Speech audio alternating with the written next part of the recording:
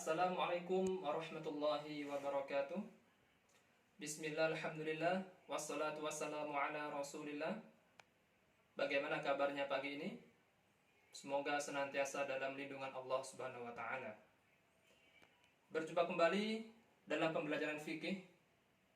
Untuk pertemuan kali ini kita akan menyimak sebuah video yang menjelaskan tentang pengertian riba, hukum riba, jenis-jenis riba, cara menghindari riba, dan hikmah diharamkannya riba. Untuk selengkapnya, marilah kita ikuti tayangan berikut ini. Selamat menyaksikan.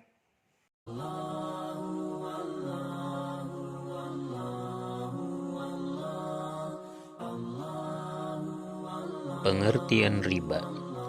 Riba menurut bahasa artinya lebih atau bertambah. Adapun riba menurut syara adalah tambahan pembayaran tanpa ada ganti atau imbalan yang disyaratkan bagi salah seorang dari dua orang yang mengadakan transaksi.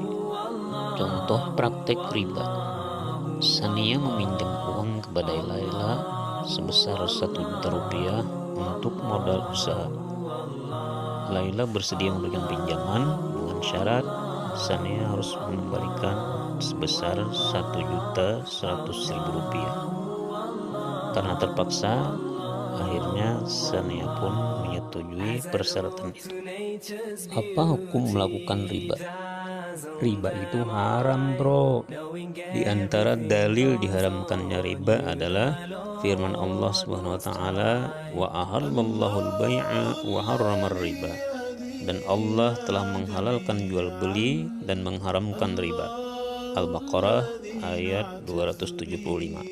Yang kedua, hadis Nabi sallallahu alaihi wasallam an Jabirin radhiyallahu anhu qala la'ana Rasulullah sallallahu alaihi wasallam akilar riba wa mukilahu wa katibahu wa syahidihi wa qala hum sawa. Muttafaqun alaih. Dari Jabir radhiyallahu anhu, ia berkata, Rasulullah SAW telah melaknati orang-orang yang memakan riba, orang yang menjadi wakilnya, atau orang yang memberi makan hasil riba, orang yang menuliskan, orang yang menyaksikannya, dan selanjutnya Nabi bersabda, mereka itu semua sama. Apa saja jenis riba itu? Macam-macam riba. Yang pertama, riba fadli, yaitu tukar-menukar dua buah barang yang sama jenisnya dengan mensyaratkan suatu tambahan sehingga terdapat pihak yang dirugikan. Contohnya, 1 kilogram beras ditukar dengan 2 kilogram beras. Yang kedua adalah riba qardi, yaitu apabila dalam utang piutang dengan syarat ada keuntungan atas bunga bagi yang mengutangi. Contoh, utang 90.000 harus dikembalikan 95.000, jadi ada lebihnya 5.000 rupiah. Yang ketiga adalah riba iyad.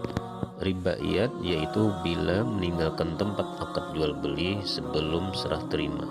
Contoh, seseorang membeli 1 kilo beras, setelah membayar uang maka si penjual pergi, sedangkan beras jualan dalam karung belum ditimbang cukup atau tidaknya. Jadi jual beli itu belum benar-benar serah terima. Yang keempat, riba nasiah. Riba nasiah yaitu riba yang terjadi karena adanya tambahan pembayaran hutang. Contohnya, seorang menghutangi uang dalam jumlah tertentu kepada orang lain dengan batas waktu tertentu, misalnya 1 bulan atau 1 tahun.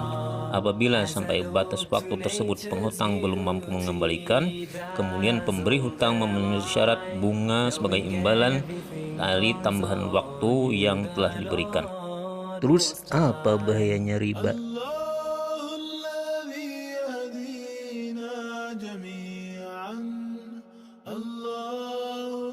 Bahaya riba bagi jiwa manusia diantaranya menumbuhkan sifat egois, menghilangkan perasaan sosial, serta selalu haus untuk mengumpulkan harta. Bahaya riba bagi masyarakat diantaranya melahirkan permusuhan, menghancurkan bentuk kasih sayang dan persaudaraan, serta meneburkan benih-benih kebencian.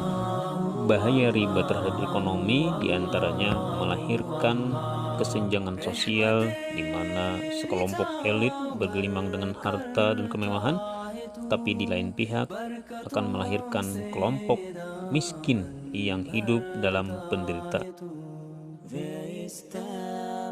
Jadi bagaimana cara menghindari riba? Jika menjual sesuatu yang sejenis, ada 3 syarat, yaitu yang pertama sama jumlah timbangan dan banyaknya, yang kedua dilakukan secara tunai, yang ketiga akad dilakukan sebelum meninggalkan majelis akad. Jika menjual sesuatu yang berlainan jenis, maka ada 2 syarat yang harus dipenuhi, yaitu yang pertama dilakukan secara tunai, yang kedua akad dilakukan sebelum meninggalkan majelis akad. Apa hikmah diharamkannya riba? Hikmah diharamkannya riba diantaranya terhindar dari sikap serakah, mencegah permusuhan dan menumbuhkan semangat saling tolong-menolong, serta mencegah munculnya sifat pemboros dan menghindarkan diri dari perbuatan zalim.